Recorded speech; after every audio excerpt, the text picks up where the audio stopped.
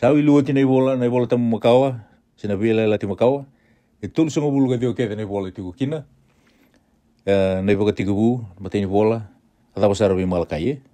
Santana dewa ya nungo kina vola tamu bou, tuku bou, katumbo bou. Da kalau ngata bole ni katumbo ngo sa asenga sarangan indu eva kuai kina. Usulia ngana numumbula be chisu, wili ka bole na vosa. Muria na none vola bala, wakang bau chico.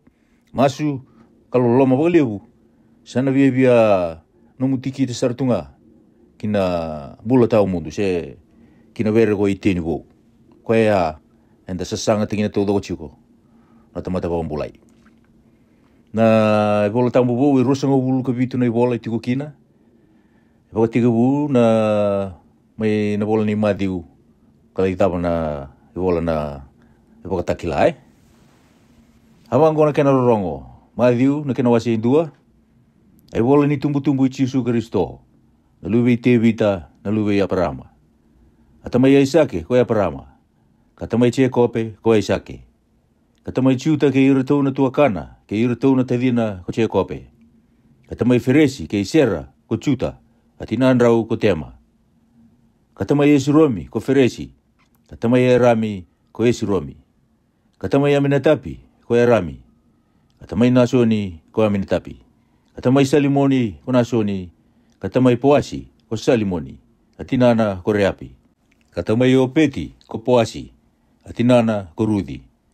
Katamai chese ko opeti, katamai te vita na tui ko chese. Katamai solomoni ko te vita na tui, atinana ko koea ka wati urei liu. Katamai riopoami ko solomoni, katamai epaia ko riopoami, katamai asa ko apaia. Katamai Josafati ko Asa, katamai Jorami ko Josafati. Katamai Useia ko Jorami, katamai Jodami ko Useia. Katamai Asi ko Jodami, katamai Hezekia ko Asi. Katamai Manasa ko Hezekia, katamai Emoni ko Manasa. Katamai Josea ko Emoni. Katamai Jekonaya ke iratou na wekana ko Josea. Ni sayado na ngauna erkawia ni kina ki Papiloni. Ia ni rasa kaundina ki Papiloni sangai sudu ko Saladieli, katamana ko Jekonaya, katamai Serupapeli ko Saladieli, katamai Epiuta ko Serupapeli, katamai Eliakimi ko Epiuta, katamai Asori ko Eliakimi, katamai Setoki ko Asori, katamai Akeimi ko Setoki, katamai Iliuta ko Akeimi, katamai Eliasa ko Iliuta, katamai Madani ko Eliasa, katamai Jekope ko Madani. Ia ko Jekope na tamai Josefa na o Timeri. Ko koea sa sudu mai bua ko Jisu. Ko koea sa bakatokai ko Kristo. Sangai manitini ka ba ni tamata-mata kita nga. Sa bakatiga bubata kaya parama. Kaya do bite bita. Ia sa tamata-mata itini ka ba. Ko ira sa bakatiga bubata kaya bita. Kaya do na kena kauyani ki Papiloni.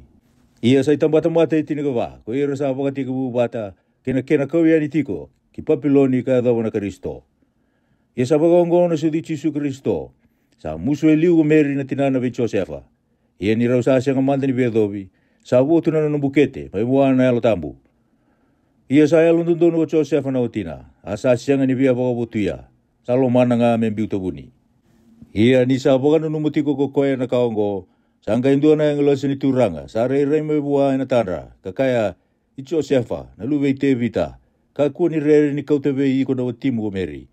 Kanisa tumbu may buwan na tambu na kasa aku ni kunetaka.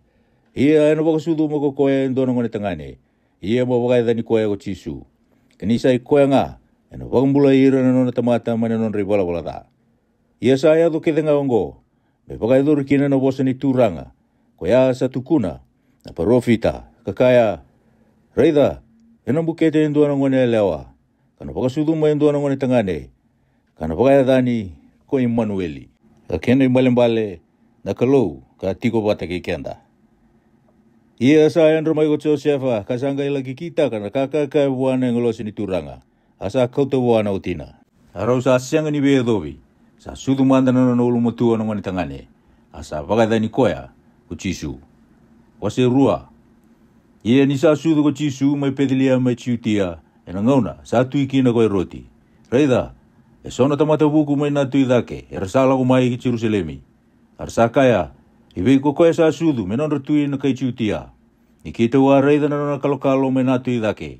Ka kita usala ko mai, me tuba bua. E ni sarongoda ko e roti na tui, sa kinroa, ke Jerusalemi te udoko watakaya. E ni sa wakasongo ni rawate ke tenga na Betelevu, ke ira na buni vola ni tamata, sa tarongi ira ko koea. Se na sudu mbeka iwe na Kristo. E rasa kai bua, mai pedelia mai tiutia, ni sa vola baka ongona profita. Ia ko iko pedeliama, e na vornua ko tiuta. Ko sa sianga ni leila isara, ve ira na veasana tiuta. Ina tumbu mai ve iko, hendo na turanga. Ko koea, e na liwai ira na nungu tamata na Israeli. Ia ko e roti, isa kadivira lona tamata buku, sa gai taronga matua ve ira, nangau na sa rei kina na kalokalo. Asa tala ira ki pedeliama kakaya, dau lagi baka sanggara matua sara, na wane leilai. Ia ni dau sakunea, tukuna mai ve yau, veu lagi tubo talenga bua.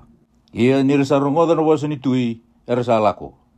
Kareida, na kalokalo, era reida, may na tui dake, sa liu te kira, asa lagi tubo kontua. Ni sandonu ia na tikina sa koto kina na wane leilai. Ia nira sa reida, na kalokalo, era sa reki bagali usara. Ia nira sa turu ki bale, era sa reida, na wane leilai ki meri na tinana. Ara sa tubo sombu, kawaga rogo bua. Ia nira sa sireka, na non rei soli kamunanga, era sa bada moro bua, so na soli. Na kola, kena ndrenga me waka mai, kena mura. Ia ni sa waka sala ve ira, na tanda na kalou, era kako ni lako tale, ve roti, era sa lesu tale kena non robonua, na salatani. Ia nira sa lako tani, reida, sanggai rei ve chosi afa na tandra, endona ingilo sini turanga, kakaya, modabutu, makauta na ngone leilai ke tinana, kan roki chipita, kawara ka kina na nungu bosa ve iko. Nina waka sanggara na ngone leilai ko e roti me waka matea. Sanggai dabutu ko koya, kakauta na ngone leilai ke tinana, e nambongi, kalako ki chipita. Asa atiko kina kaya dhawa na mati e roti. Me waka e dhori kina na bosa ni turanga koya, sa tukuna na parofita. Kakaya, hewa kathiwa na luvengu me chipita. Ia ko e roti, di sanggai kila e rawa kai sini koya, koira na tamata buku, sa dhunru bukali usara, kasa tala-talayani, me waka matira ke denga na ngone tengane lalai. Era sa tiko mai pedeliama. Kena biasa na ke denga. Ko era amba ke arua, ke era lalai sombu. Me rauta na ngauna, kataronga matua kina ko koe ve ira na tamata buku. Sanggai bagai dori na kasa awa sataka ko chere maya na profita, kakaya, indoran domo saru rongo mai rama, angongo lou, kena tangi, kena soma te lewu. Sa tangi dagi ira na lubena ore cheli. Asa mbesi ni bagai ngui, nirisa ali. Sa mate wai roti, sanggai rai vichosi afa mai chipita, ena tandra, indona ngilo sini turanga. Kakaya, dabutu, makauta na ngone leilai ke tinana, kalako kina non robonua na Israeli, nirasa mate ko ira baka sanggara na ngone, mera baka matea. Sanggai dabutu ko koya, kakauta na ngone leilai ke tinana, asala ko mai kina non robonua na Israeli. Ia ni sarungoda na tui, mai tiutia, ko ari ki leo, na susomi ke roti, na tamana, sa rere ni lako kina. Ia ni sa baka salo buana kalou na tandra, sa lesu ko koya, kina sa baka kalili. Asa lagi tigo bukantua kina koro, na edana ko nasa redi. Asa baka edori kina na ka ersa posa taka, ko ira na profita. Ena baka tukai, ko koya akai nasa redi. Wasi tolu. Ia ena ngau na koya, sala ko mai ko choni. Kandau vipa pitaiso, kandau unau heloma ni bunua mai chutia. Kakaya, dau vibu tuni, ni sa vole kana matini tu walo malangi. O koe ongo osa posa kina ko aisia na profita kakaya. Ando muna indua sa kadi alo mani wanua. Do dharamaga na sala ichoba. Takaba mendondonu na nona salatu. Ia ko chone ongo osa baga isulu. Ena isulu wuti ni kameli. Kapau na tolona ena wakuli ni manu. Kasa kena kakana na bondre. Kena oni ni bikau. Asa ala ko mai bua ko ira mai Jerusalemi. Kei chiutia tau doko. Kena asana tau doko sa vole ka kina choritani. Asa papiteso tagi ira ko koya, ena choritani, ira sa pakatu sa tiko, nanon rei bola da. Ia ni sa rei ko koya, era sa leo bunga na farisi, kena itokani se toki, era sa lago mai kina nona papiteso, sa kaibe ira, o ike mundo na kau ni ngata, ko dei sa pakasala tegi ke mundo rota ni mai na dunru, sa lago tiko mai. O koya mundo bua taka, na bua e kili, kena bei butuni, ia ndau kako ni numa, mundo kaya na loma mundo, atamai ke mai mi koya prama. Isa kai be ke mundo, e rau buana kalou, Me pakatumbura na be watu ngo merulu be aparama. Ia na matau sa ano ende indai ena buni kau. Kasa tala wikina na kau ke denga sa sianga ni buataga na buah binaka. Asa ambiu kina buka wanga. Endi na kau sa papite so te kimundo wena wai. Inda usanga ibi butuni. Ia kokoya hena muri au mai sa lebuda ke wikirau. Ia na nona ibaba kau sa sianga nianga miu kouta. Ena papite so te kimundo kokoya ena alo tambu kina buka wanga. Asa tu elingana na nona isibi ni sila. Kana baka sawa-sawa takasaro kokoya na sila ni nona rara. Kami nia bata na nona sila kina lololo. Kana baka maa kokoya nangana ena buka wanga sianga ni buka dirawa. Sangga ilang umay kalili ko chisu kina choritani be choni. Me papite so te kibua. Asa bia taro bo choni kakaya. Sayang abe yau muni papite so te yau. Ia ko ike muni unisala ko li mai be yau.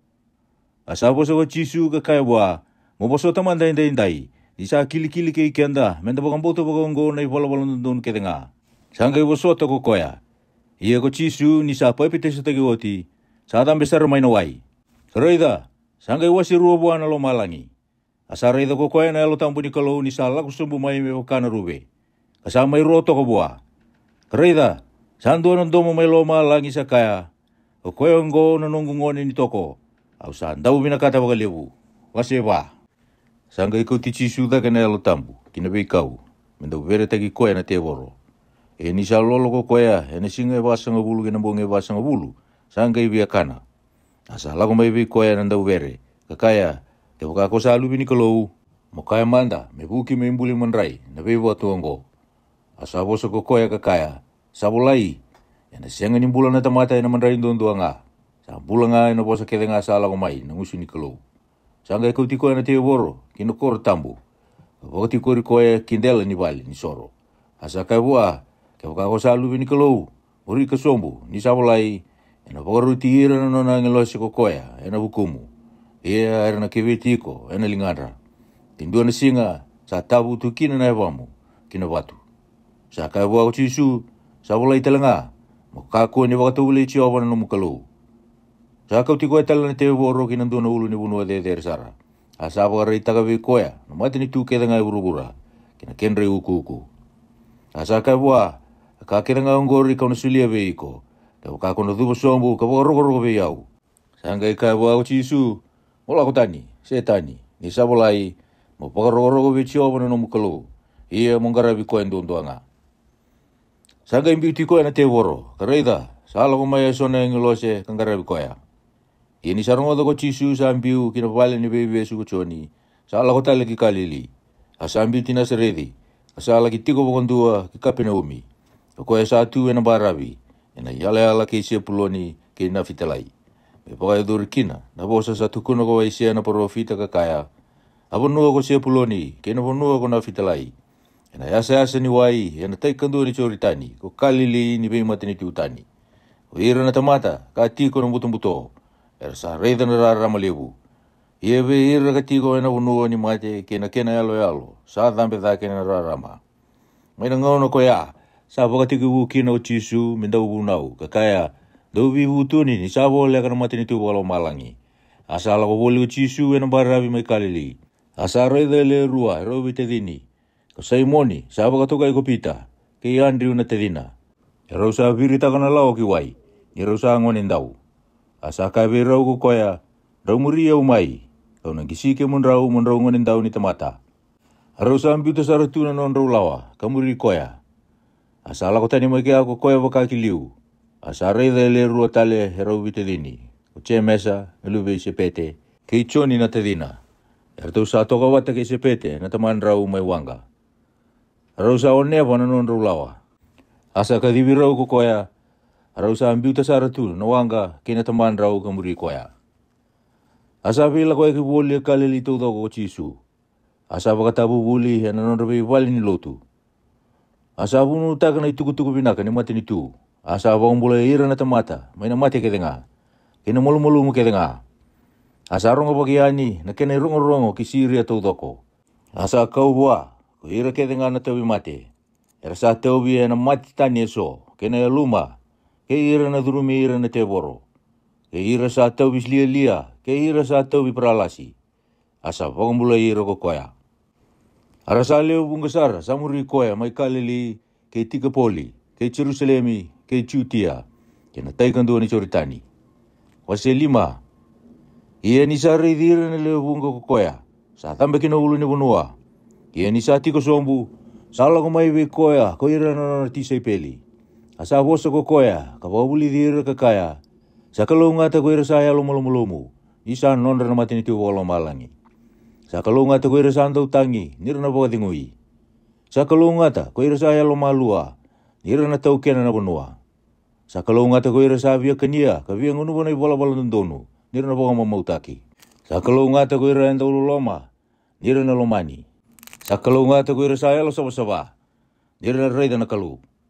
Sa kalunga ta ko ira sa andau tataro, nira na boka tukai me luvi ni kalu. Sa kalunga ta ko ira sa boka tatani, ena huku ni bola ndonu. Ni sa nondra na matini tu wala malangi. Dau sa kalunga ta, ni dau sa baka sewani, ka baka tatani, ka bosa baka tatata ke bagai lasu na kake denga eda, ena bukungu. Dau reki kamarau walewu, ni sa lewu na ke na isa uweke mundau mai lo malangi. Ni sa baka ongo, na nondra baka tatani ira na profita, era sa mbula ili uweke mundau. Uweke mundau na masima ke burubura, ia ke baka sa seabu mai na masima, na kena tuituina, ena baka tuituina tagitale, ena daba. Sanga isianga ni anga, ena ndua na ka. Membiu nga ki tau tumba, ka membutu ka sombu, ko ira na tamata. Oike mundau na rarama kay burubura. Na koro sa tara toka, ena ulu ni bunua sa sianga ni tampo na girawa. Sa sianga talenga, ni tutubita ki na dina. Kame ngai toka i ruko ni wakarau ni sila. Ena kena i tutu nga, sanga i din nabi ira kaya nga, sa tiko e vale. Medaun reba kina na no mundau rarama, ena matandra na tamata. Mera reida na no mundo i bola binaka. Kapag rogo taka, natama mundo sa tiko may lomalangi. Dau ka ko ni baka sama, ni sala ko may upagotia na bunau. Sinanon reba bubuli na profita. Au sa sianga nila ko may upagotia, may upagayo nga. Ni sa kaya baga hindi na beke mundo, e natakalimanda ko lomalangi ke burubura. Iya na sianga ni takalimay na bunau, endua na mati ni bola laylay, sa endua na tiki na laylay sara. Ena yado manda ke denga. Kokoya ngo ena boka toka ikina me laylay sara, ena matini tu boka lo malangi. Kokoya andua ena tala indre kina andua na buna ngo, sa laylay sara. Ka boka tabu buli boka kina, ve ira na tamata. Hiya kokoya ena boka bauta, ka boka tabu buli taka ena boka tokai, me lebu ena matini tu boka lo malangi. Ni usakai beki mundo, ke boka sasianga ni uosi vidake, na no mundo i bola ndonu, ena nonra buni bola, ke ira na farisi, dau na senga sara ni duru kina matini tu bola malangi. Dau sarongoda ni saka ina ke be ira liu. Mo kako ni lamba. Ia kokoya na lamba. Ena dundrubi koya. Na mata bele wai. Ia ko iau. Kau sa kai be mundou. O koya andua sa dundru wale nga buana wekana. Ena dundrubi koya. Na mata bele wai. Ia kokoya ena bosa baka tataka na wekana. Ni sa ambei taka meda. Ena dundrubi koya na mata bele wai lebu. Ia kokoya ena ruru lile taki koya. Ena dundrubi, ena buka wanga mayeli. O koya ke baka ko sa kauta na nomu imanrali. Ina idambu ni soro. Asa na numa maikina. Sando na kasa ambei taki iko kina. Na wekamu. Biu tatu na nomu imanrali. Ena mate idambu ni soro. Kamu lako. Manrau bebi na katimanda iliu. Kena wekamu. Mungai lako mai. Kabaka tambora na nomu imanrali. Kusarawa. Manrau bebi na katikaya. Sa ambei taki iko. Indra usala ko watakaya nanga unisala. Desuli iko kokoya sambe itaki iko buwana turanga nilewa. Asuli iko na turanga nilewa, wana obisa. Wana nga imbiu kinabali ni bebesu. Ausa kaya buka hindi na be iko, wana siyang asara ni sireki maikina. Wana sauma kaya manda na ilabo. Dau sarongo da sa kaya nagibe ireliu, makakuan indo elewa. Ia ko iau, kausa kaya be kimundou. O kaya andua ena reida na elewa mendondo mukina. Sanda wele o tikaya, elo mana. Ia ke bakasa wakatala iko na matamu imatau. Vedu katani, kampita tani ve iko. Ni sabi na kabe iko me ali leivi, indua na tikimu. Kame kakua ni biu ki eli, na yung ngomu taudoko. Ia ke bakasa wakatala iko na lingamu imatau. Mundu katani, kampita tani ve iko. Ni sabi na kabe iko me ali leivi, indua na tikimu. Kame kakua ni biu ki eli, na yung ngomu taudoko. Sakay na kita langa. Ko kwa sambi tatani na utina, mesulia buana i bola ni bembiu.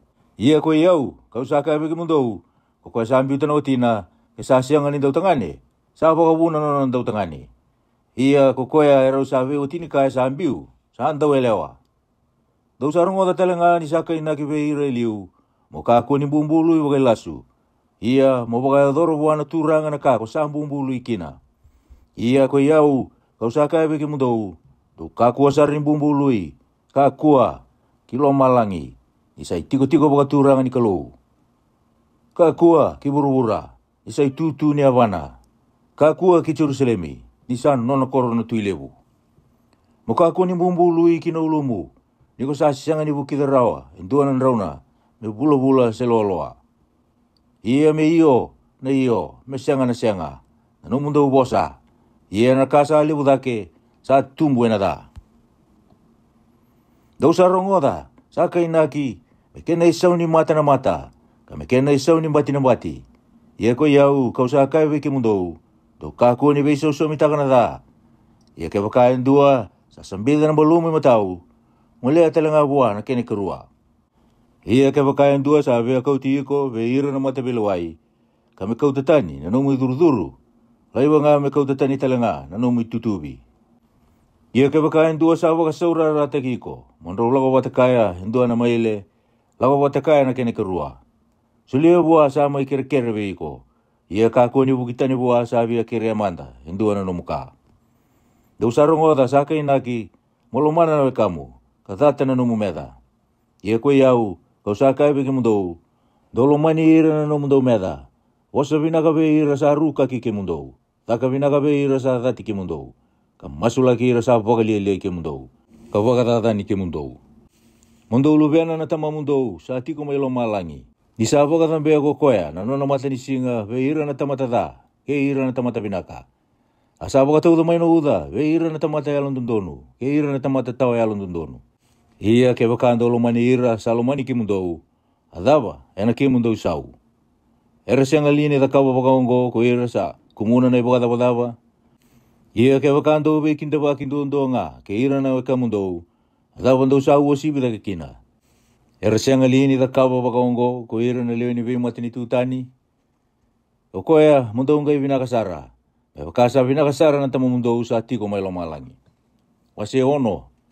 Ndou reidi ki mundou vinaka. Mundou ka akua ni kita ka na no mundou iloloma. E na matanda na tamata. Mera reidi ki mundou kina. Ke vakaya vakaongo. E na sianga na ki mundou isau. May buana tamo mundou sa tiko may lomalangi. O koya ongo niko sa kita ka na iloloma. Mo ka akua ni wabuda na ndabui. E matamu. E vakaya na ndau kita ka. Na ndau be vakai sini. E na be vale ni lotu. Ke na be ngau ni sala. Mera ndokai ki na be ira na tamata. Au sa kaya vakai hindi na be ki mundou. Sa tu nga be ira na kena isau. Ia ko iko, niko sa solikani loloma, na kako ni kila na linga may muwi, na kasa kita ka na linga may matau. May buni kina na numi loloma, ia na tamamu sa rai na kaya buni, e na soma botu be iko.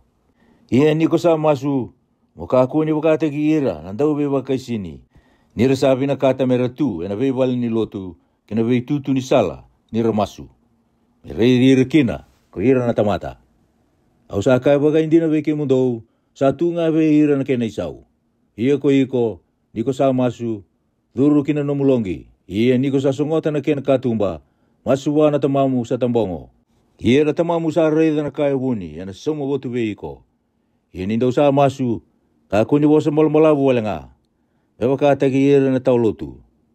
Nira sa numa, era na rongodi, nira sa bosa malmalabu. O kaya mundong kay kako ni wakatagi ira. Isa kilai liu na tama mundou na kasayang awi ki mundou.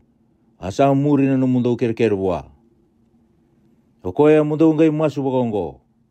Tama iki mami may lomalangi. Me waka rogo-rogo taki na damuni.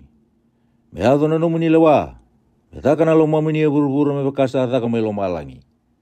Sulia may iki mami na singongo na kakana. Yang awi ki mami. Ia kakuni dunrubi ki mami na hukuni nei mami bola-bola da. Me wakaki mami sa sianga ni dundu vira era sai bola da ki mami. Ia kaku ni kau tiki mami kina vere. Kamu ni wakambulai ki mami mana da. Di sa no muni na lewa. Kena kau kaua. Kena wakaroro ko sianga ni mundu. E meni. Ia ke wakandau sa sianga ni dundu vira na tamata. Sa takatala. E na sianga talanga ni dundu ki mundu na tama mundu wakalomalangi. Ia ke wakandau sa dundu vira na tamata. Sa takatala. ena tundu vike mundou telenga, ena huku ni no mundou takadala, na tama mundou. Ia ni ndau sa lolo, ka kuni waka bebe kumata, e waka taki ira na ndau beba kaisini. Dira sa waka tani taka na matandra, me rai we ira na tamata na nondra lolo. Au sa kai waka indina vike mundou, sa tunga we ira na kena isau. Iko, niko sa lolo, lumuta na ulumu, matavoe na matamu. Me ka kuni rai we ira na tamata na numulolo, wanga na tamamu sa tambongo. Ia na tamamu, sa reida na kasavuni, e na somo botu veiko. Dau ka kuni kumuna wata veke mundou na iau e burubura. Dau wakadada na kina, na sara, kena bebeka. Asa rabo musuka kina na dau butako, kambuto koda.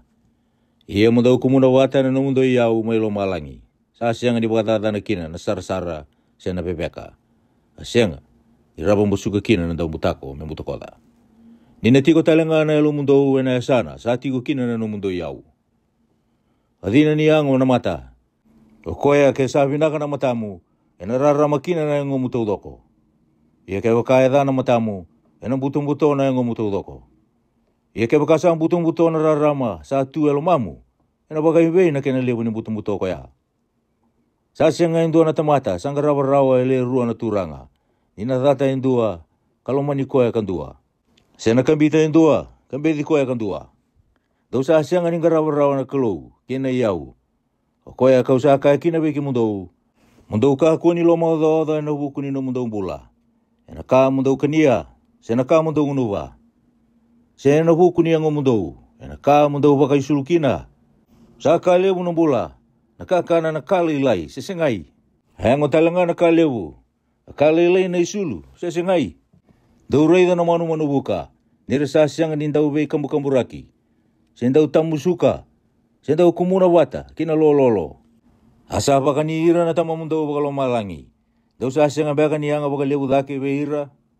Ia ko dei weke mundau ni salo oda. Sarawata me wakuria baka leilai nga na singa ni nona bula.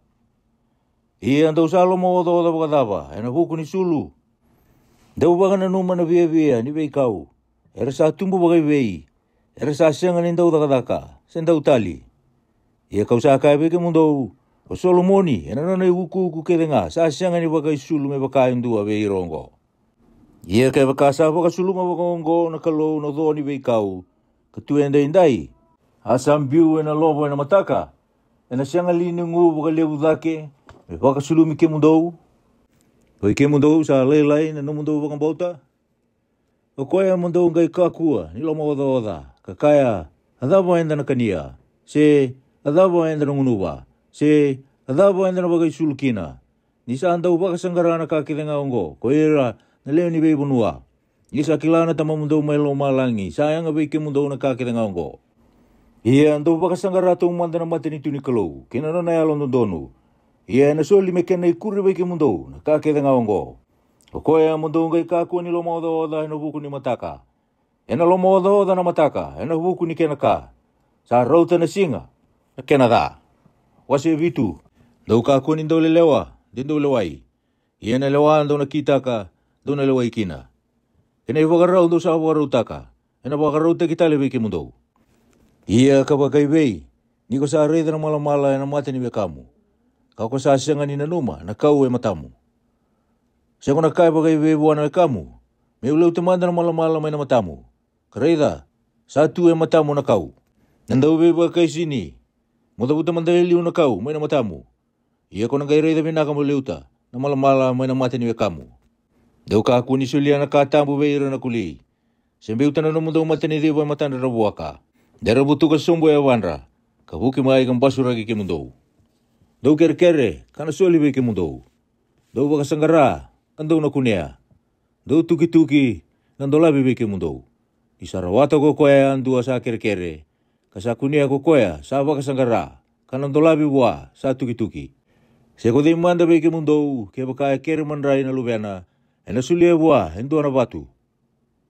Sekere ika, ena sulia wa endua na ngata. Ia ke waka andau sa kila ko ke mundau na tamatada, mundau sulia na kabinaka, wei ira na lube mundau. Sana ngu buka lewu dake. Sulia na wei kabinaka na tama mundau mai loma langi wei ira, sa kere wa. O koea, na kawai andua nga andau sabi na kata mera kita ka wei ke mundau na tamata, dau kita ka bakatal nga kina beira. Isaba ka na buna uke ira na profita. Dau duru kina mata-mata ni korong gingo. Isala langa na mata-mata ni koro. Rambai lewu na sala, samba sika kina rusa. Asa lewu bunga sa duru kina. Nisang gingo na mata-mata ni koro. Ramba laylay na sala, samba sika kina bula. Arsa lewu laylay sa kunea. Iyan daw ngaro ni kimundo binaka may beira na ipakabubuli pa kay lasu. Era sala ko may be kimundo ka pa kay sulu pa kasipi. Arsa o lifan daw kata ilumandra. Daw na kilaira, ena buandra. Sabi itili na buwan ni Baini, may nawawa ko butona, siya na lolo, may nasoni. Sabi kakina, sabi buwata ka na buwan binaka, nakaw binaka kita nga. Sabi buwata ka na buwata, nakaw da. Siya nga nakaw binaka may buwata ka rawa, na buwata. Siya nakaw da, may buwata ka rawa na buwa binaka. Nakaw baka andua nga sa siya nga ni buwata ka na buwa binaka, sa atalaibi, kambiyo kinabukawanga. Hindi na nga ando na kilaira, ay na buwandra. Ena siang ni duru kina mati ni tubu kalau malangi. Kuira kita ngasa kabi au. Turanga. Kukoya ngasa takau na lo mai temanggu. Sa tingo mai lo malangi. Erna leo bunga. Ena kabi au ena singa koya. Kemuni na turanga. Kima mi asa ngali ni babubuli ena damuni. Apakah sebira na teboro ena damuni. Kakita kana taka mana. Bunga ena damuni. Ia kau nangai tukuna beira. Au sa siang asara nikela iki mundo. Dau lako tani be yau, koe ke mundo usahan tau kita ka, nai bola da. Hiyo ongo, koe andua sarongoda na nungu boso ongo, kada kaba, kau na baka tau batataka, kena tamata buku, sa tarana na bale na dala ni batu. Asa tau may nauda, katoka may ng dombui, kaliwa na tangi, katambaka na bale koya, asa siyang ni bale, nisa tau ya butaki, ena batu. Hiyo koe andua sarongoda na nungu boso ongo, kasiyang ni takaba, ena baka tau batataki kay na tamata liya. Sa tarana no nabale na dala ni nuku. Asa tau may nauda, katoka may ng dombui, kaliwa na tangi, katambaka na bale koya. Asa ang bale kina, iya, nakalewu, nakena bale. Asa yado, nisa tinia na boso ongo kuchisu.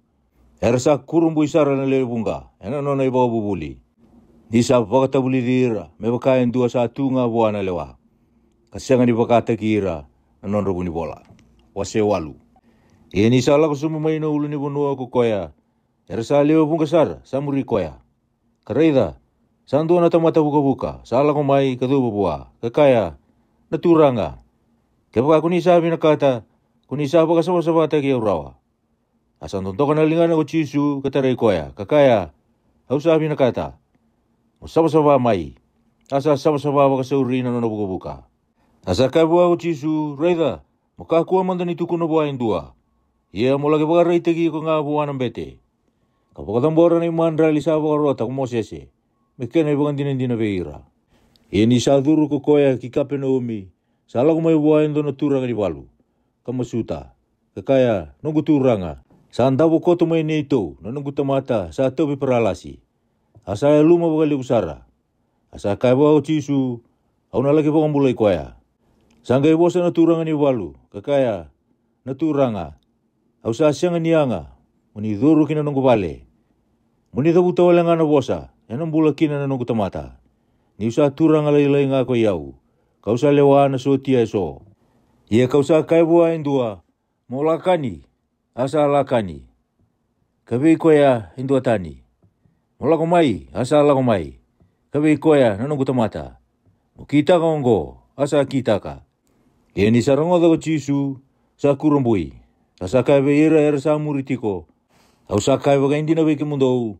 Au sa siyang ni kune beira na Israeli. Hendo na bang bauto lebo bagongo.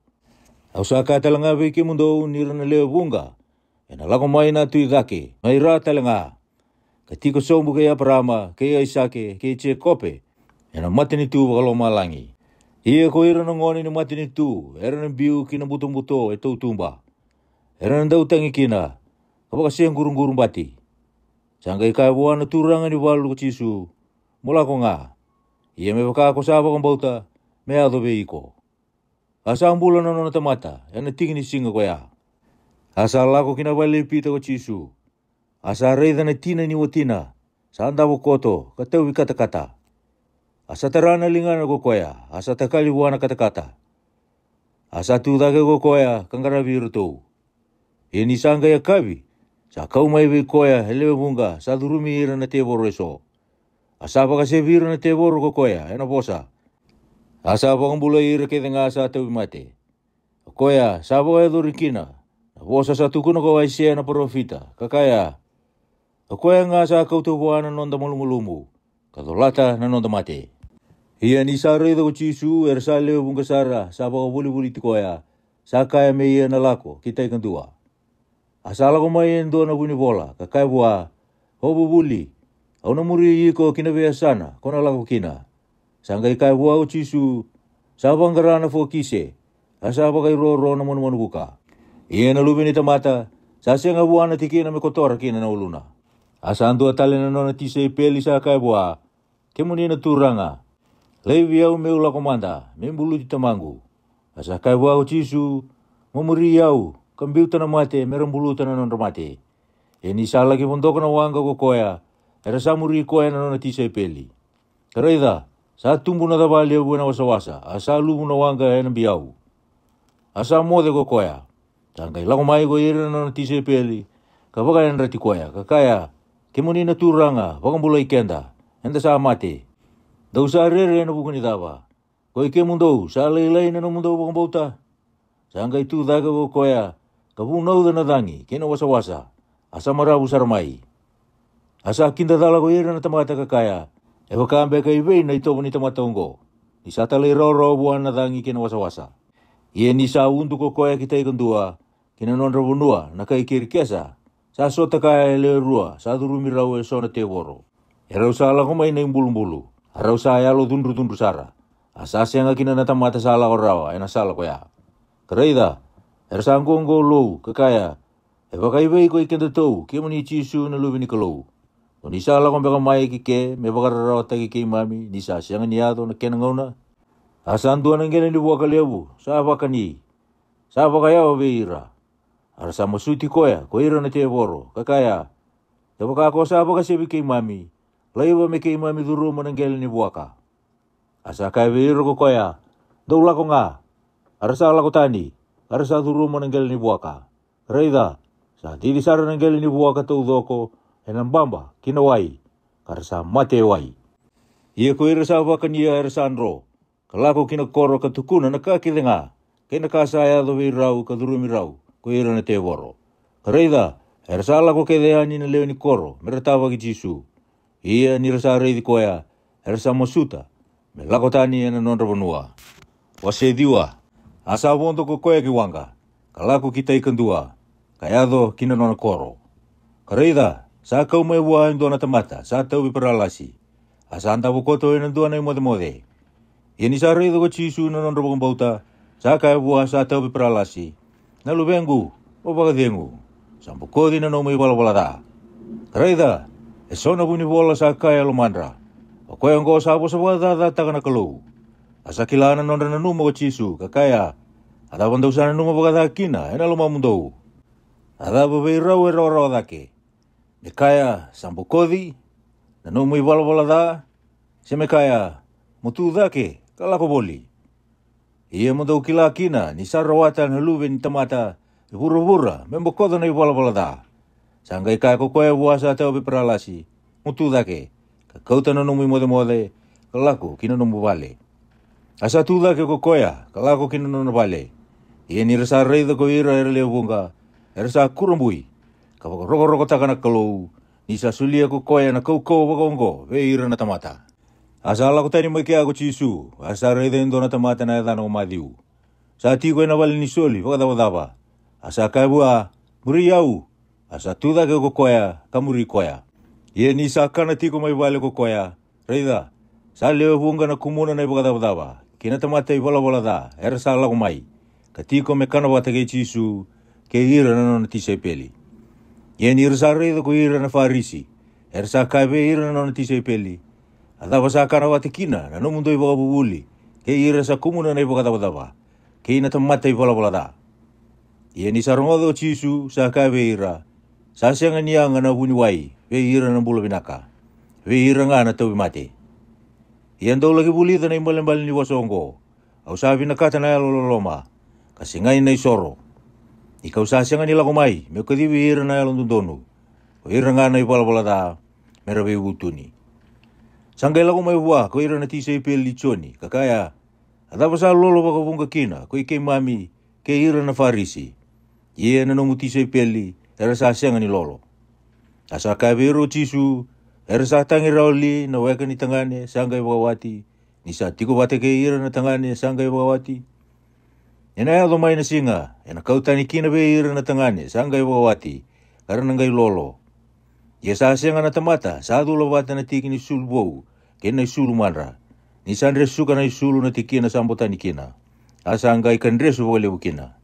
Sasianga talangayan dua, sabo katolo na waini bou, kina tabaya kul ni manumanu manra. De kada mbote na tabaya, kasanda beani na waini, kasada na tabaya. Ia era sabo katolo na waini bou, kina tabaya bou, asa marururu kina. Isa tuku na tiko be ira ko koea, na be kaongo, raida, sando na turanga sala kumai. Katuba bua, kakaya, sangai timba na luwengo elewa, muni lako nga mai, muni tambaki koea, inalinga muni anambula kina. Sangai tabu tuku chisu, kamuri koea, ke ira talengana no tisai peli. Karaida, sando na elewa, sa turin rambalau, kaya bakitini karua. Sala kumai kinta kuna, katarana tutuni no na isulu. Ni sakaya lo mana, kaya kakau tarawa lengana no na isulu, au no baka mulai. Asara ibuki ko chisu, kakuni koya, kakaya, nalubengo elewa, mo baka dengu. Sa baka mulai iko na nomu baka bauta, asa mbula na elewa, may natiki ni singa koya.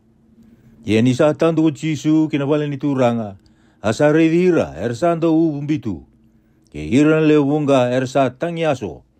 Sa kaibe iro ko koya, daula ko mandayani, ni sasianga ni dimba na ngone elewa, sa mo de wala nga. Harasan dendre bagi koya. Ia ni rasa bakatalai na lewunga, sa duru ko koya. Asa tora na lingana, asa tuda kena ngone elewa. Asa kurubaki, kina bunuo to udo ko koya, na kena rongo-rongo. Ia ni sala ko tani maki ako chisu, sa muri koya, ele ruan na tamata matamboko. Arau sa kadi kakaya, nalubei te vita, loma ni kei rau mai. Ia ni sa duru ki vale ko koya, sala ko mai bua, koe rau na tamata matamboko. Asa kabe rau ko chisu, rau sa hapakan dinata, ni sa da kawa rau na kaongo, sesengai. Rau sa kabua, iyo, na turanga. Sangkai terana matan rau ko koya. Kakaya, me hado beike mun rau me bakana no mun rau kong bauta. Asa rai na matan rau, asa bakarota matua be rau ko chisu. Kakaya, reida, me kakua ni kila yang dua. Ia koi rau ni rau sa lawayani, e rau sa bakarongoya. Na kena rong-rong o kina bunua tau doko koya. Ia ni rasa lako kita utumba, reida, sa kau mai bua, endua na tamata ngalu, sa turuma endua na te boro. Ia ni sa bakasibitani na te boro, sa bosa na ngalu. Arasa kurang buisara na leo bunga. Kakaya, sa siang na kapa ongo sa rai-rai, yana doon ang una Israeli. Arasa kana farisi, sa bakasibira na te boro. Kukoya na kau-kaua, ninondo turanga na te boro. Asala ko boli o chisu, ena vei koro kedenga, kena vei koro lalai. Kapaka tabu buli, ena nondo vei vali ni lotu. Kabuno utaka na ituku-tuku binaka ni mati nitu. Kapaka mbula kedenga na mati, kena malu-malumu kedenga. Kini sa rei di ira na leo bunga kukoya, salomani ira, nira sa malu-malumu. Kambiu wali tu, me bakana sipi, sa sianga na nondo bakatawa. Sangkai kaibe ira na tisai peli, endina sa baka leo na yang baki. Arasa leo lele nga na ibakatawa ni were. Koya mondau masuti koya na itau ke ni were. Metalaya ni eso na ibakatawa ni were, kina nona were. Wasi chini. Asa kadibira mai na nona tisai peli, ara leo tini karua ko koya. Asa sulia be ira, na kau-kaua, mera rawai ira na yalo bela-bela. Mera bakasibira, kapakambula kita nga na mati, kina malu-malumu kita nga. Iyo ngona ya dandra, na iapu si tolo, eleo tini karua. Kene matai, ko Simoni, adana talanga ko Pita, kei Andrew na tedina. Ko tia mesa na luwe si pete, kei Choni na tedina. Ko Filipi, kei Padolamiu. Ko Tomasi, kei Matthew, na kumuna na ibakatawa-tawa. Ko tia mesa na luwe Alifio, kei Thateo. Ko Simoni, endobe ira sa bakatokai, nangumatua, kei Ciutasa e Sakaroti. Koya sa soli koya yani. Sa tala ira leo tini karuongo ko chisu. Asa pakarota ve ira kakaya. Dau kako ni lako ena non resala na ve mati ni tutani. Kako talangani duru kinandua na non koro na kaisa Maria. Ia ndau lako nga ve ira na sipi. Ni matanggali ni Israeli ya rasa ayali tu. Ini dau sa lako tiko. Mundo unau kakaya. Sa boleh kamay na mati ni tu bakalo malangi. Dau bakambula ira sa atawi mate. Kawasabasabata ki ira na buka-buka. Wakaturi ira takatali na mati sara. Wakasebe ira na te woro. Dau warawata wale nga. Mundo sulia wale nga. Aku ni kauta na kaula. Sena siliba. Sena parasa. Ena no mundo tanga. Sena tanga ni bangga. Ena ngau ni sala. Serua na iduru-duru. Sena ibaba. Sena ititoko. Ni sandun donu mesoli buana tamaten do daka-daka. Na kena kakana. Ia na koro lalai baka andua nga. Dono durukina. Taro nga seko dei saya nga kina. Kalaki tiko kaya doba na no mundo lakotani. Ia ni dau sa duru kina vale. Dau kinda baka. Ia kaya baka saya nga na vale kaya. Mea do kina na no mundo vei baka dingui. Ia kaya baka sasya nga niyanga. Mesuka tali vei ke mundo na no mundo vei baka dingui. Ia kaya sasya nga ni baka dingui ke mundo. Serangoda na no mundo bosa. Nindau sa lakotani, yana vale, sana koro kaya. Kurei taka lewi na kumu ni soso, maina yaba mundo. Au sa kaya baka hindi na wiki mundo.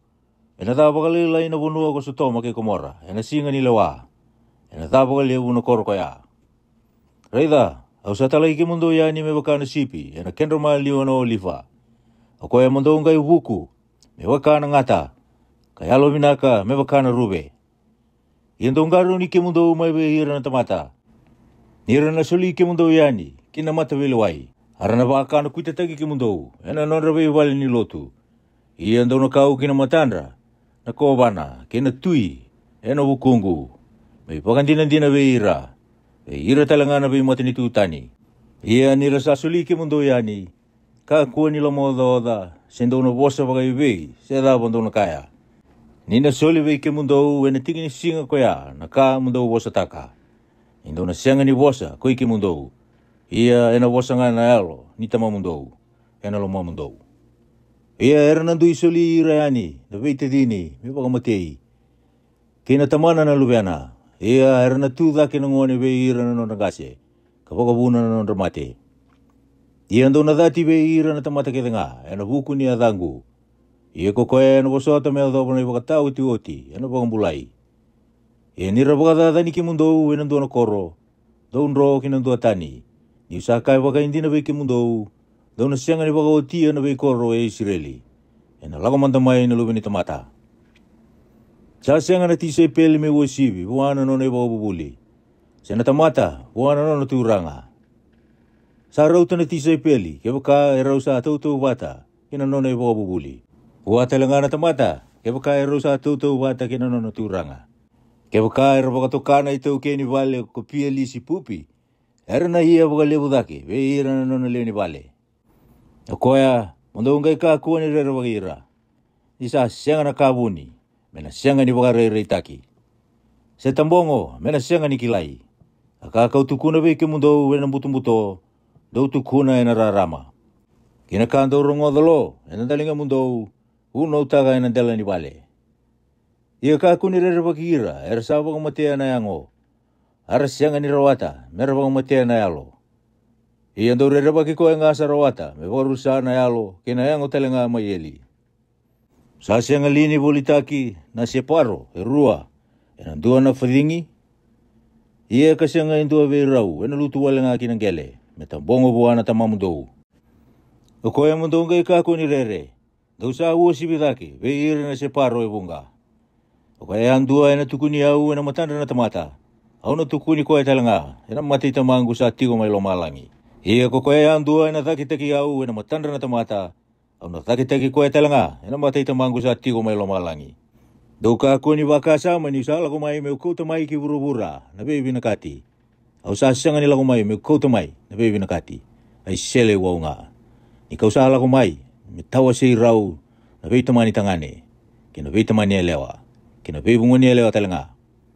Ia na nona meda na tamata ko ira na nona leo ni vale. O koe salo loma baka lebu vei tamana, se tinana. Ka baka leilei vei au, sa siang ni anga vei au. Ia ko koe salolo mo bagaleo bubuana lubena tangane, sana lubena lewa, bagalele be yau, sa siangan yang be yau. Ia ko koe sa siangan itu latan, na kau velatai, kamuri yau, sa siangan yang be yau. Koe sa anda umaru roe na nono bula, ena bagalia. Ia ko koe sa bagalia na nono bula, ena bukungu, ena maru roe. Koe sa bagadingui ke mundo, sa bagadingui yau. Ia ko koe sa bagadingui yau, sa bagadingui koe, sa tala yau mai. Koe sa bagadingui e ndo na parofita, ni sa bagatokai, me parofita, ena rawata na kena isau. Koe sa bagadingui na tamate alon dondonu, ni sa bagatokai, me tamate alon dondonu, ena rawata na kena isau. Ia ko koe na sulio bua, endo e veirongo, era sala lainga, endo awalenga na bilowai liliwa, mengunuba. Isa bagatokai me tisa peli, au sa kai bagaindina beki mundo, ena sianga sara ni aliwa na kena isau. Wase chini kondua. Ia ko chisu ni sa baga utia na nona baga rotira na nona tise pele le tini kerua. Sala ko tani makia. Kalaki baga tabu buli ka buna uwe na nona bei koro. Ia ni sa rongoda ko choni. Maina bali ni bei besu na takataka i Kristo. Sanga itala ele rua na nona tise pele. Me kai bua. Oi kombeka ko koea. E ala ko mai. Senda wara ka imdua tani. Asa boso ko chisu ka kai bei rau. Rau lako. Katuku na bei choni na bei kaan rau sa rongoda. Karaida. Ersa rai na matamboko, kalako na loki-loki. Sa bakasaw-sawa taki na buka-buka, karongo rawa, hindi wara. Sa bakaturi da katali na mati sara. Asa bunaw taki na ituku-tuku binaka, be hiran raw rubuwa. Asa kalunga to kokoya, siyang anita rambe na bukungu. Ini raw sa alakotani, sa kaya kuchisu be hiran na leubunga, na buku ichoni. Asa bandawa lakoba, kina be ikaw mundaw reida. Ang sauli saya walati ena dangi. Ia kata bantu wala koba, bantu reida. Ata matali saba kai sulu ena isulu mulmulumu. Reida, ko ira saba kai sulu ena isulu mulmulumu. Era sa tiko ena nonrabi vale na tui. Ia kadava, do wala koba, bantu reida. A profitali? Iyo, au sa kaibe ki mundo. Endua sa uasibi na profita. Isai koya, kabolai bagongo. Reida, au sa tala na nungu tala i miliu e matamu. E na taramaka ko koe na numusala e matamu. Au sa kai baga indina vei ke mundou. Sa senga ni tumbo e ndua vei rasa sudumai. Na eleo me usibi vei choni. Andau vei papiteiso. Ia ko koea sa lele sara. E na matani tubo alo malangi. Sa usibi vei koea. Ia manangau na choni. Nandau vei papiteiso. Kaya doba na singongo. Sa rawa na matani tubo alo malangi e na ngungu matua. Ia ko ira sa ngumu tua sara, era sa tau kena. Ira sa tau baka tau buli keda nga na nonda profita kena bunau, kaya doba, na singa ichoni. Ia kaya baka andau sa via bakang bauta, sa ikoyang gogo ilaicha, ko koya sandundonu mela kumai. Ko koya sa bakang dalingana merongoda, memani rongoda sara. Ia kada ba me baka tau tau bata takakina, na itambata mata ungo. Sa tau tau bata kaya hira nangone, sa tiko ena rara ni beboli. Kakadia ni be ira era sa tiko bata ke ira. Kakaya, ito wa ubumbitu, weke mundo. Ando wa siang ni meke. Ito wa tangi weke mundo. Ando wa siang ni tangi aso. Ni sala ko mai ko choni, kasiang ni ndau kana, sendau ngunu. Arsa kaya, sa tiko bua endo na te boro. Sala ko mai nuluwi ni tamata, asa kana ka ngunu. Arsa kaya, reida, atamata ndau kana ka ndau ngunu waini. Anon rai tau, era kumuna na ibu kata-kata. Keira na tamate ibu pala-pala. Ia sabakan donu ya na buku, koira na lubena. Sangga ibu katiku buku koya, mibu naudo na bikoro, kaya kina ibu bunga na kata kamana. Ira sasyang ni ibu tuni. Etabe iko koresini, etabe iko petiseita. Kesa taka maita ia, kesa itoni na beka mana, kataka beki munrau. Era usabe ibu tu ni makawa, ena isulu tanga, kena rausa. Hausa kaital nga beki munrau. Ena tawa kali lai ko teia kay sa itoni, ena singa ni lewa. Ko iki munrau, rau na tawa kaliu. O iko talanga, kapi na umi. Ko sala beti dake kilo malangi, ko nang biusong kutali ki etesi. Ia kay sa taka may sotoma, na beka mana, kataka be iko. Kay sa tu nga, kaya daw na singongo, hausa kaital nga be iko. Ena tawa kali lai ko sotoma, ena singa ni lewa. Ko iko, ona tawa kaliu. Ena kau na koya asa wasa kina ko chisu ka kaya. Au sa baka pina ka beke muni na tamangu na turangan ni lo malangi. Kay buru-bura. Ike muni saunia na be kaongo be ira no buku. Kina elo matua. Asa pakatakilanga be ira no ngone lalai. Sai koe nga, tamangu, ni sabi naga matamuni me pakaongo. Sa sulia mai be yau ko tamangu na kakele nga. Ia kasanga yung dua tali kila, na lubena. At tamana dua nga. Sin dua tali kila na tamana, na lubena dua nga. Kei koe sabi na kata na lubena, be pakatakile koe bua. Daula ko mai be yau. Koe kimundo bagaya dua nga sa ola, katolata na itolo bimbi. Ia kau na pakatingu ikimundo. Wakatangara be ikimundo na nunggu ibua, kabuli be yau, ni sa yalo malua, kaya lo malumu. Dauna kunia kina na pakatingu ni almundo. Ni sa rao na nunggu ibua, kamamanda na nunggu itolo. Wasi chin kerua. Yanang kau na koe asa lako ko chisu, eloma ni be wera ni sila, na singa ni pakatingu. Asa biakan na koe na tise peli. Kapakatiga bu mendoloka, na be sola ni sila, kakania. Iya ni sa raida ko ira na farisi, era sa kai bua, raida, sa kita ka ko ira na mutisa e pele na ka, sianga ni tara, me daka ya na singa ni pakatingu. Asa kai bero ko koya, dau sa sianga beka ni wilika na ka sa kita ka ko tebita, ni sa biakana, ko koya ke ira sa tigo batakaya, ni sa duru ko koya, kinabali ni kalou, kakania na mendrain dau raidi, onggori sa sianga ni tara bua me kania. Siwe ira sa tigo batakaya, ira dua ngana bete, Sendo wasi ngambe kani wilika, ena bunau. Ira sa wakadadana na singa ni pakatingu, ira na bete na bali ni soro, karasa sianga ni dalakina. Ia kau sa kai ke mundo, sandu eke sa ua sibida ke na bali ni soro. Ia ke bakandu wakila na kene balen ni bosongo, au sa bina kata na elo loloma, kasengai na soro. Doa sianga ni beita ki ira, era sa sianga ni dala. Ni sa turang atalanga ni singa ni pakatingu, na lubi ni tamata. Asal ako tani mai ke ako koya. Kaduru kina nondor vale ni lotu. Karaida, sa tigo kina yung na tamata, sama lain na lingana. Ara sa tarungi koya, sa tarambeka me iya na bebo kumbulai, na singa ni pakatingu sa singai. Kanira biyan be taki koya. Asa ka be iro ko koya. O debe ki mundo. Kebaka yung na nona sipi, sa lutu kina ndabuke, na singa ni pakatingu, na singa ni lagi taura, katumbera daga mai. Kabaka ibe na kena ua sipi dake, na tamata na sipi. O koe ngonongo, sa tara kina me daka na kawi naka na singa ni pakatingu. Sangkai kaya ko koe buana tamata, tontoka mai na lingamu, asa tontoka yani, asa pakambulai, kayado, me baka na lingana kandua. Sarangkai duru gitu mo na farisi, ara sambo sea, sera na pakamati koe pakaibei. Ia ni sakila ko chisu, sa lako tani mekia, asa muri koe na leo bunga, kasa pakambulai ira, pakandua nga ko koe. Kasaba karota be ira mereka ko ni tukuni koya. O koya ngo saba durkina no bosa sa tukuna ko aise na profita. Kakaya reda nanunggu itala-tala. Ko koya kauan dingitaka. Nanunggu ngone ni toko. Au sabi na kaiti koya wa lebu ena bu ni lomangu. Ono sulia be koya nanunggu yalo tambu. Ia na tukuna ko koya na lewan donu be ira na be matani tutani. Ena senga ni be leti sendomo lewu. Ena senga endua ena rongoda nandomona ena sangata ni koro. Ena sianga ni musuka na ngasau, sambi imbi woro ko koya. Sembo koda na waini dina, e kumbo wole nga. Kametala mandayani na lewan donu mengumutua. Arana bagararawi, kinayadana, ko ira na bay matani tutani. Sangay ikaw may bay koya indua sa duruma indua na te woro. Sa matamboko, kangalu talenga. Asa bakambulay koya ko koya.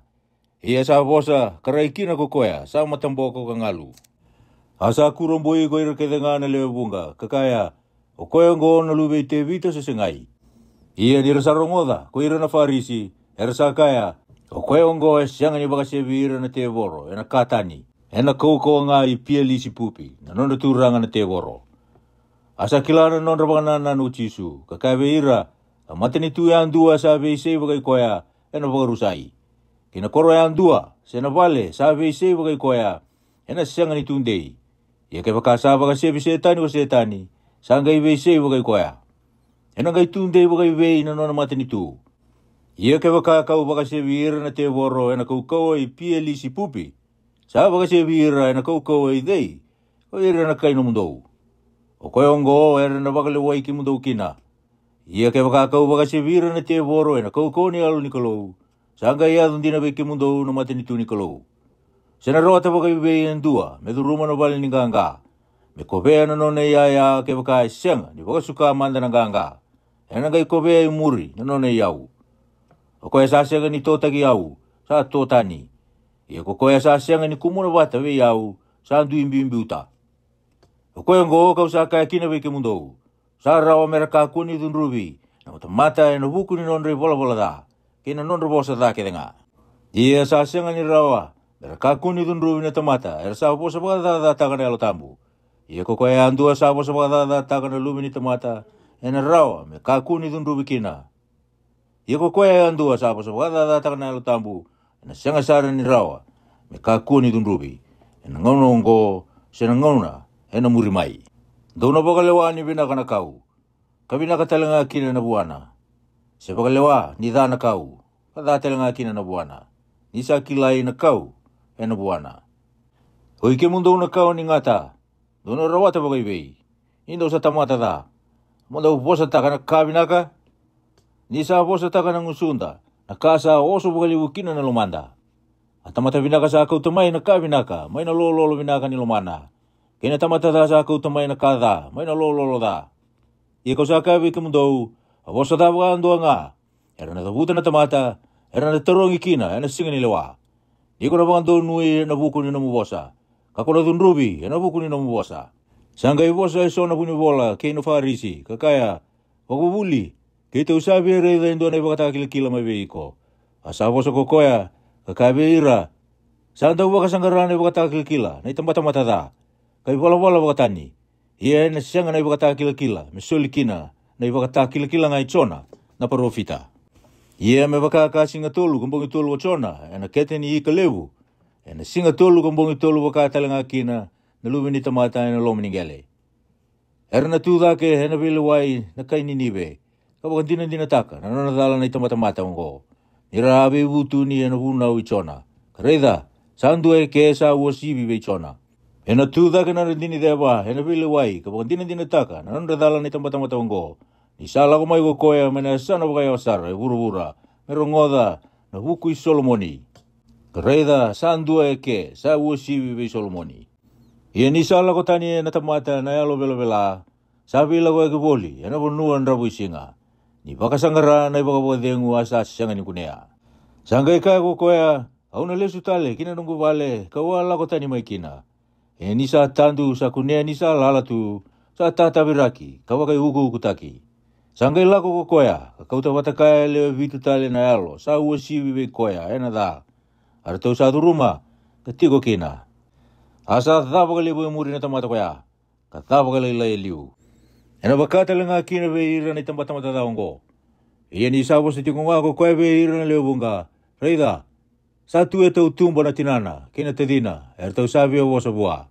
Sangga kabua indua, reida, sa tu tau tumba na tinamu, kaya ira tau na tedimu, ertau sabi o bosa beiko. Sangga bosa ko koya, kakaya be koya sa tukuna bua, hodei na tinangu, se kodei ko ira tau na tedingu. Asan tontoka na lingana ke be ira na tise peli kakaya, reida na tinangu ke ira na tedingu. Me limu sanga wulu ko koya andua na kita ka na lomay tamangu, sa tiko may loma langi. Sa koya ngo na tedingu, kena nganiangu, kena tinangu. Wase tin ko tolu. Ena singa ko ya sala ko tani mai bal ko chisu. Kala kiti ko sombu e matasawa. Asa leo bunga sara, ersa sungo di wata be koya. Asa wanda ko kina endo na wanga ko koya, kiti ko sombu. Asa tu ke denga mai matasawa na leo bunga. Asa leo na kasawa sa taga be iro ko koya. Ena wasa waka tautu wata, kakaya. Reida, sandu na daw be kamuraki. Sala ki ka kamuraki. Ini sa ka kamuraki lako, sa lutu eso, ena tutu ni sala.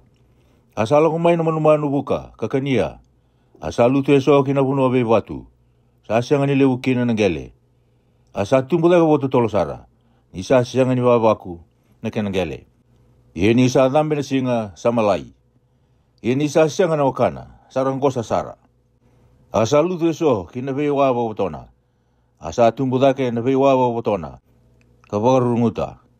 Asa lutu eso kinabuno binaka. Asa buo binaka. Sa buo indraw eso, asa ono sang bulo eso, asa tulu sang bulo eso. Oko esa bagandalingana merongada. Memani rongada sara. Jangai la kumai ko ira na tiso peli. Katarungi koya. O sa vosa tiko ngā veira, e na vosa whakatūtau wata, e na huku ni daba. Sangai vosa ko koea, ka kai veira, ni sa soli veiki mundo ki la, na veika vuni ni wata ni tūwalo malangi. Ia ka sianga ni soli veira. Ni sa tūwa na tamata, indo na ka, e na ngai soli wa levu wa ka levu, na nona. Ia na tamata sa sianga ni tūwa indo na ka, e na ngai kautani mai wa, na ka sa tūwa. O koe ongo kau sa vosa kina veira, e na vosa whakatūtau wata.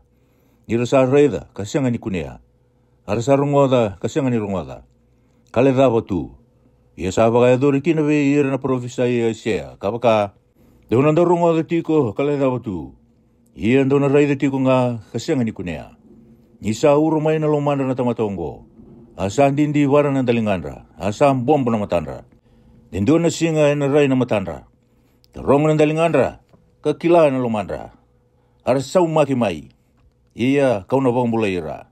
Asa kalungata na mata mundou. Nindau sa reida. Kinandalinga mundou. Nindau sa rongoda. Ni usa kai waka hindi na veiki mundou. Era leo bunga na parofita. Kina tamata ya londonu era via reida. Na kaanda usangai reida. Kara sianga ni reida. Karongoda na kaanda usangai rongoda. Kara sianga ni rongoda. Koe mundou ngai rongoda na vosa wakatutau wata. Nindau veika muraki. Isandua e rongoda na vosa ni mata ni tu. Kale dawa tiko, sangai lako mai na punida. Asa ko vea na ka sa kamburaki kilomana. Sai koe ongo sa kamburaki, ya na tutu ni sala. Ia ko koe sa kamburaki na punua bebi batu, sai koe ongo sa rongoda na bosa. Asa wakambauta sara na reki. Ia ni sa sianga na wakana, helomana, sa tundende walelenga. Ia ni sa tumbu na rarawa, sa na bebi wakadadani, ya na huku ni bosa, sa tarame sara. Ia ko koe sa kamburaki, e na bei wawa utona, sa i koe ongo sa rongoda na bosa. Ia, na lomo oda e na hukuni buruburongo, kena iau, ndau bei wakai sini, sa wakarunguta na bosa, asa sianga kini ni bua. Ia ko koe sa kamburaki, e na punua binaka, sa i koe ongo sa rongoda na bosa, asa kilana kena imbale-mbale, asa bua, ka bua hindrau eso, sa ona sanga bule eso, sa tulu sanga bule eso. Sando atala na vosa wakatutau wata sa tukuna veira ko koea, kakaya. Sa wakatutau wataki, mata ni tu malangi kina dona tamata, sa kamburaka na sila binaka, ina nona were. Ia nira sa mode ko ira na tamata, sa lako mai, na nona meda, ka kamburaka wata na sila da eloma ni witi, asangay lako yani. Ia ni sa tumbu mai na sila, kabua, sangay re talanga na sila da, sangay lako mai buwana kena itau kei, ko ira na nona tamata, kakaya bua, Oa sianga sakali ni kamburaka na sila binaka, e na nungwere, sangai kau mai wei na sila ta. Sangai kai wei roko koea, a kawango sa kita ka indo na meda. Ara sa kai hua gwira na tamata, o sabi na katambeka me kitau lagi, kumuna watongori. Asa kai ko koea, te ka kua manda. Indau dhabura katalanga na witi, nindau kumuna wata na sila ta. Laiwa nga merau tumbu wata rua, me te dhaba manda na ambaki. Ia ni sa dhaba na ambaki kau na kaiwe ira na ndau tamusuka. Dau kumuna wata manda na sila dha. Ka pauda e na vei vau me pisa. Ia ndau kumuna wata na witi. Kina nungu lololo. Santo atala na wasa wakatutau wata sa tukura vei ira ko koea. Kakaya. Sa tutau wata na mata ni tu wakalo malangi. Kina ndua na sore ni musita. Ko koea sa kouta ndua na tamata. Ka tea na nono were. Ia koea asa lilo isombu. Ena sore ni kau keta ngā. Ia ni sa tumbu dake, sa libu dake, ena kena matangali koea. Asa e ado me kaundina, asa lagi ro ena tumbana, na manu buka. Sandu atale na wasa wakatutau wata, sa tukuna vei ira ko koea. Sa tutau wata na mati ni tu wakalo malangi, kena leveni. Sa turu endo na elewa, kabuni e loma ni manrain roka, e tulu na ibagarau, me sa waka leveni taki keda manda. Nakakeda ngawango sa tukuna uchisu ki vei ira na lewe bunga, ena wasa wakatutau wata. Asa senga ni bosa wale nga veira. Sa bosa wakatutau wata tiko nga. O kaya ngo sa wakadori kina na bosa sa tukuna na profita. Ni sa kaya. Au na bosa nga na bosa wakatutau wata. Au na tukuna eso na ka sabu ni tu. May na ngau na sa daga kina ko burura. Sangkay tala ira yani. Nalewa nga ko chisu. Kaduru ki vale. Asala ko may buwa ko ira na natisa peli. Kakaya. Ni ba kamadalata ka may wiki ito na bosa wakatutau wata. Ni sila da may nawere. Asa boso ko koea, kakaiwe ira. O koea sa kamburaka na sila binaka, koea naluwi ni tamata. Ia na weri ko burubura. Ia na sila vinaka kuira na ngoni ni matini tu. Ia na sila da kuira na luwi ni buni da. Ia na mea da sa kambura kasai koea na te voro. Ia na yambaki na ibakatau te oti ke burubura. Ia na ndau tamu suka kuira na ngilose. Ia me bakasa kumuni bata na sila da ka visa na buka.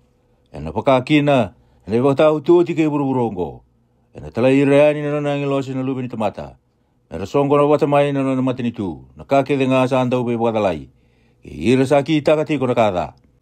Ia era na beauty ira kina lobo ni buka wanga. Era na tau tangi kina kawasi ang gurung bati. Era na gai se rau na tamata alon dondonu. Me baka na singa na matini tu ni tamandra. Ako ay saba kan talingana mena manironga tasara. Sando atale sa tau bata na matini tu wala malangi kina iau sabu ni tu ene dona were. Kasando na tamata sa kunea. Kasenga ni tukuna. Ia ni sari kitaka. Sa lagi boleh taka na kake denga satu buah. Asa boleh na wera koya. Sando atale satu bata na matini tu wala malangi kina tamatan tau be boli. Sa baka sangara so na matini di binaka. Ia ni sa kunea indo na matini di batali sara. Sa lako ka boleh taka na kake denga satu buah. Kasa boleh na kakoya. Sando atale satu bata na matini tu wala malangi kina lawan ni abi. Sa virita ki kiwai. Asara kina so.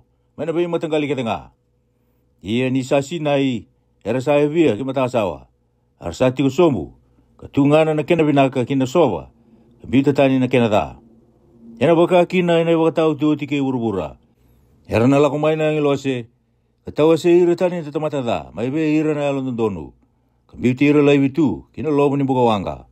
Era na dau tangi kina. Kabaka se ang gurung bati.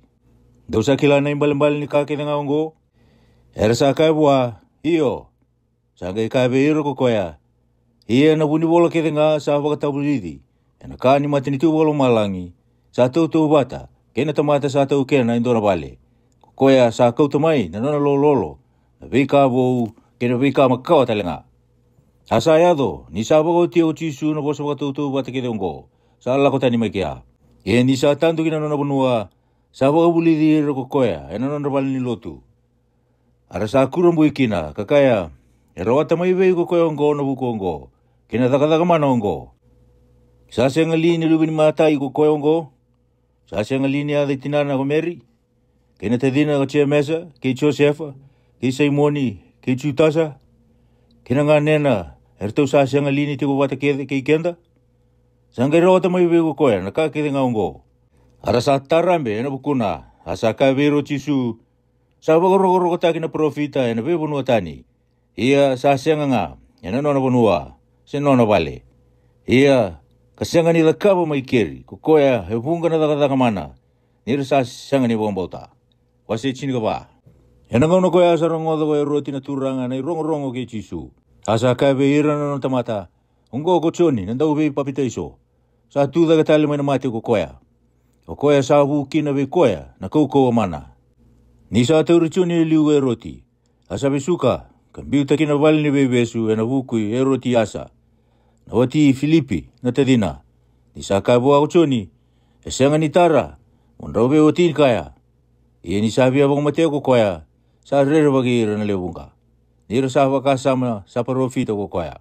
Ia ni sa iya na mangiti ni singa ni sudu roti. Sa meke matanda na ngone lewa na lube roti asa. Asa rekitaka ko roti. O koe ngo sa ala taka bua ko koea kambumbulu iki na mesuli e bua na kake denga ena kirea. Ia ni sa baka bulu di koea mandai liu ko tinana. Sa kai ko koea.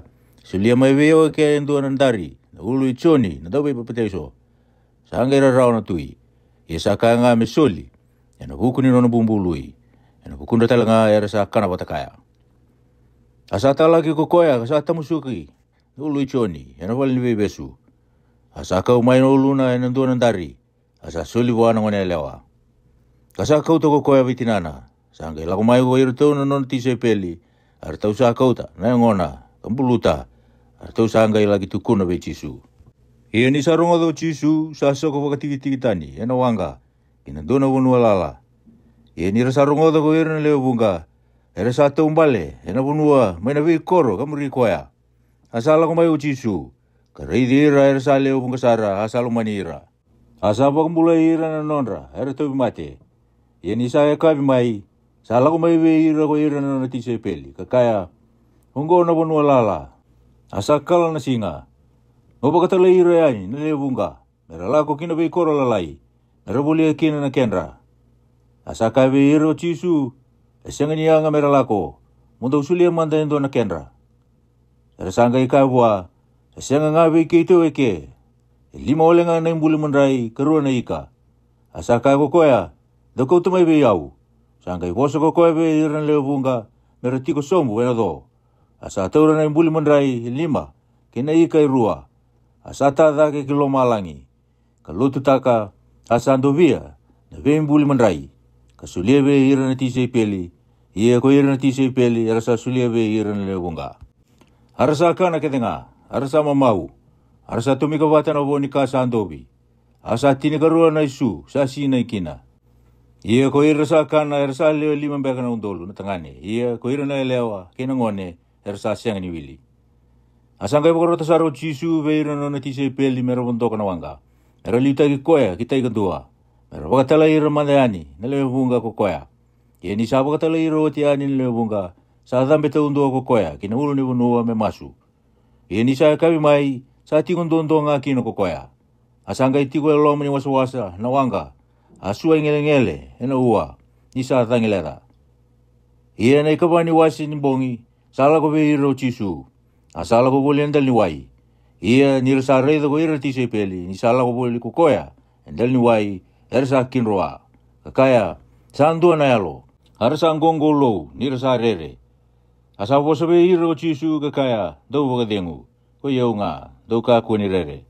Asa wosa ve koe ko pita. Kakaya. Naturanga. Kau kasai kemuni. Kadivi au. Membo yani ve kemuni endal ni wai. Asa kaya ko koya. Lako nga mai. E ni sa sumo me wango ko pita. Sa lako endal ni wai. Lako ve chisu. E ni sa reida. Sa kou na tangi. Sanggai rere. E ni sa wakatiga vu me lutun romu. Sa kadisara. Kakaya. Naturanga. Ni wakambula iau. Sanggai nontoka sara na lingana o chisu. Asa taura. Kakaya wa. Hoi ko sa lelai na namu wakambota. O sa wakatitinga. Ena buku ni taba. E ni rau sa wonto ki wanga. Sa ruru na tangi. Ia ko ira sa tiko mai wanga. Era sa lako mai ka dhuba bua. Kakaya. Sandi na sara kemuni na lupa ni kalou. Arasa lako kita ikan tua. Arasa ayado kina unua. Ko keni sa reti. Ia ni rasa kilai koya ko ira na tamata. Mana sana koya. Arasa tala-tala. Kina sana ketenga. Saba ko boli-bolita. Arasa kau tira ketenga mai bua. Arasa tau mate. Arasa masuti koya. Mera tarawa lenga na tutuni nona isulu. Arasa mbula sara. Ko ira ketenga satara. Emeni.